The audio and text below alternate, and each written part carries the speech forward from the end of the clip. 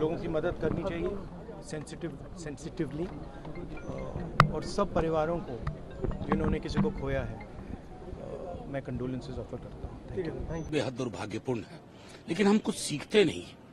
हमारी प्रशासन का जो एक एसओपी होना चाहिए क्राउड मैनेजमेंट का, क्राउड इकट्ठा कर लेना सबसे आसान काम होता है। क्राउड मैनेजमेंट के अभाव में आज क्या हुआ? कितने घरों के चिराग गए होंगे?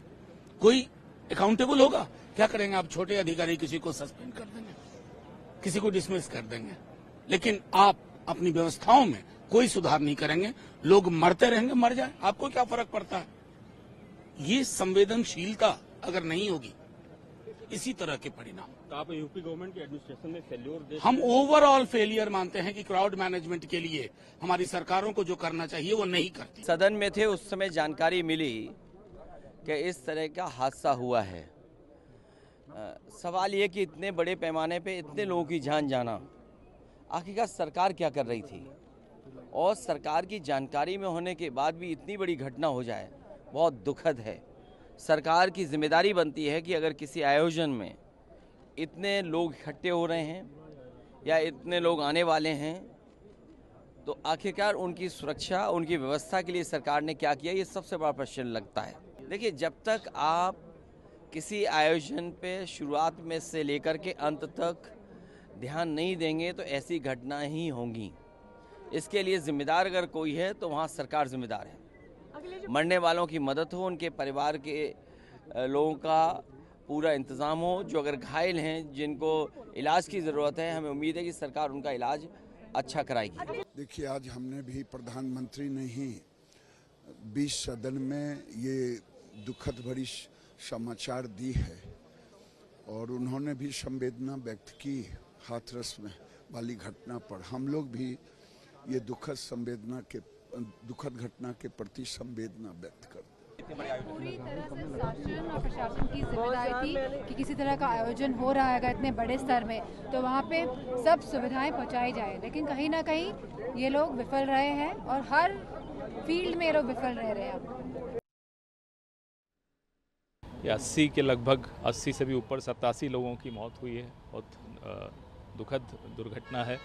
और ये सब भक्त लोग थे जो पूजा अर्चना कर रहे थे।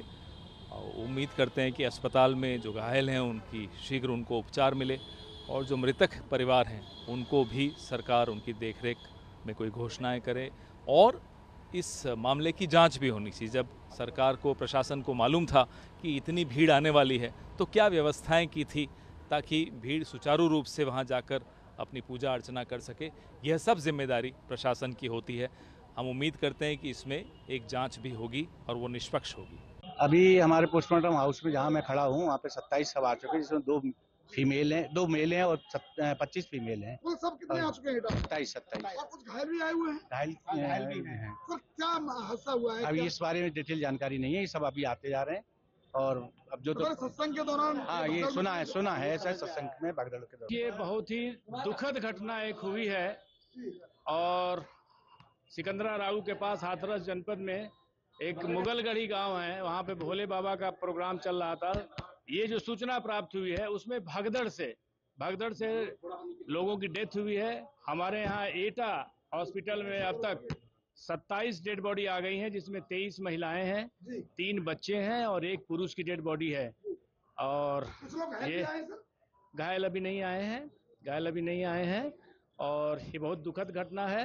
भगवान इनकी आत्मा को शांति प्रदान करें। हाथरस में जो भी हादसा हुआ है वो वाकई बहुत बड़ी दुर्घटना है, बहुत दुखद है।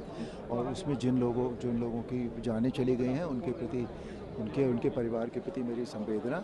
और जो घायल हैं उनको वो जल्दी से जल्दी ठीक हो जाएं, बस परमात्मा से यही कामना है। क्यों वहाँ की सरकार या किसी से मैनेज नहीं कर सकता, बड़ी अफसोस की बात है। हमारी उम्मीद करते हैं कि जो जख्मी है उनको राहत पहुँचाई जाएगी और इसकी प्रॉपर तहकीकात होगी क्यों हुआ। सभा हो रही थी आध्यात्मिक, जिसमें भगदड़ होने से बहुत लोगों की जान चली गई है। प्रधानमंत्री जी ने अचानक बोलते हुए ही उनको सूचना है और उन्होंने संवेदना व्यक्त की और घायलों को यथाशीघ्र सहायता पहुंचाने के लिए सरकार जो कर रही है उसकी जानकारियां थी। सवाल ये भी है कि आज बहुत दुखद है, बेहद दुर्भाग्यपूर्ण है, लेकिन हम कुछ सीखते नहीं। हमारी प्रशासन का जो एक एसओपी होना चाहिए क्राउड मैनेजमेंट का, क्राउड इकट्ठा। इसमें घटनाक्रम में यह है कि अंदर कोई घटना नहीं हुई है। घटना जो भी हुई है वो पुलिस प्रशासन की वजह से रोड पे घटना हुई है। पुलिस प्रशासन ने जो है मुस्तैदी से अपना काम नहीं किया है और उसकी वजह से पुलिस प्रशासन अभी इसी टाइम में, योगी जी अगर मेरी बात सुने हो, तुरंत पूरे स्टाफ को सस्पेंड किया जाए, नहीं हम लोग रोड पर उतर के सस्पेंड करेंगे। अभी मैंने डीएम साहब से एक सवाल किया था कि आप सर मुझे ये बता दीजिए कि ये जो लोग मरे इनका क्या होना है।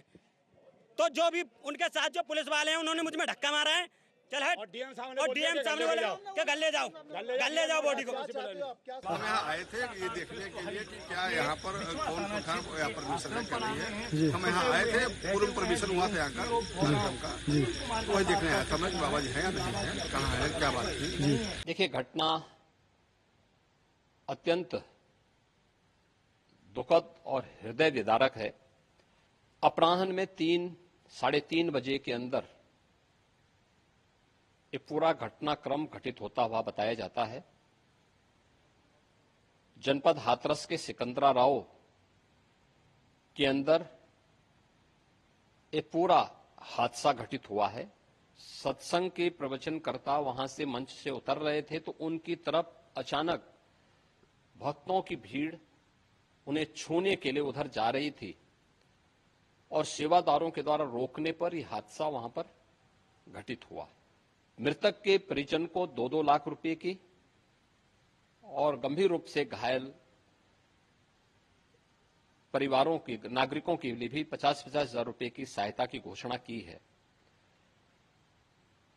राज्य सरकार इस पूरी घटना की तह में जाएगा।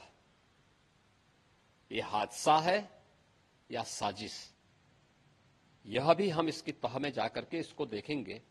इस प्रकार की घटना पर पीड़ितों के प्रति संवेदना व्यक्त करने की बजाय राजनीति करना यह अत्यंत दुर्भाग्यपूर्ण है और निंदनीय भी। देखिए, अभी यहाँ 32 डेड बॉडी हैं और अलग अलग डिस्ट्रिक्ट के अंदर अलग अलग डेड बॉडी हैं, क्योंकि ये प्रैक्टिकल प्रॉब्लम है कि हर जगह एक जगह इतने पोस्टमार्टम कराना संभव नहीं होगा। तो यहाँ 10 लोग घायल हैं, 9 लोग, एक इसमें सिपाही है, लेकिन वो स्टेबल हैं। लेकिन जो लोग जिनकी मौत हो गई वो बहुत दुखद है और बहुत सारे अभी ऐसे लोग भी हैं जो आइडेंटिफाइड नहीं हुए, क्योंकि बाहर के बहुत सारे लोग हैं जिनका कोई आइडेंटिफिकेशन अभी तक नहीं हो सका। अभी इस समय सारा फोकस हमारी पार्टी के हमारे वरिष्ठ नेता विवेक बंसल जी भी खड़े हुए हैं, मुकेश धनगर जी भी खड़े हुए हैं और मैं खुद, प्रियंका जी ने तुरंत कहा कि आप जाओ, तो वे हाउस खत्म होते ही सीधे इधर आ गए निकल कर। तो हम लोग पूरे लोग लगे हुए, बाकी सब और पॉलिटिकल पार्टीज के लोग भी होंगे यहाँ। तो अभी तो फिलहाल सबसे पहला काम है कि राहत जितनी दी जा सके उतना बेहतर है, क्योंकि अभी बहुत सारे शव ऐसे हैं जिनको आइडेंटिफाई भी नहीं किया गया। इस दुखद घटना के बारे में पता लगा मुझको और उनके द्वारा बताया गया कि एक जो 100 वाहन वहाँ हाथरस या एटा में बात करके भेजना है। तो मैंने तुरंत वहाँ के एटा के मुख्य चिकित्सा अधिकारी से बात की और उन्होंने उनसे बात करके एम्बुलेंस मैंने भेज दिया और एम्बुलेंस हाथरस हो गई है। और यहाँ पे जिला अस्पताल को अलर्ट पे करते हुए चिकित्सकों की टीम और पैरामेडिकल को सबको अलर्ट पे कर दिया गया है। 30 बेड आरक्षित कर दिए गए कि अगर मैनपुरी में भी घायल आते हैं तो उनको समुचित और पर्याप्त इलाज तुरंत बिना किसी देरी के मिल सके। जो घटना सिकंदराव हाथरस में कल रात को हुई है, कल दोपहर में हुई है, उसके जो घायल हैं उनसे मेरी बातचीत हुई है, प्रत्यक्षदर्शियों से बातचीत हुई है। तो अभी तक जो मुझे समझ में आ रही बात कि एक सांस्कृतिक धार्मिक आयोजन हो रहा था, आयोजन पूरा हो गया था और जो उसके प्रमुख प्रवचनकर्ता थे वो निकल रहे थे और उनके पीछे दर्शन के लिए शायद या चरण रज लेने के लिए अपनी अपनी मान्यताएं होती हैं। कुछ महिलाएं और लोग दौड़ रहे थे, उनमें से कुछ लोगों के गिरने से और उनके ऊपर और लोगों के गिरने से और रास्ता निकलने का संकरा था, वहां पे ये घटना स्टैम्पीड की भगदड़ की हुई, जिसमें कि अभी तक की सूचना के अनुसार 116 लोगों की मृत्यु हुई है और 22 लोगों का उपचार विभिन्न अस्पतालों में अलीगढ़ और हाथरस में चल रहा है।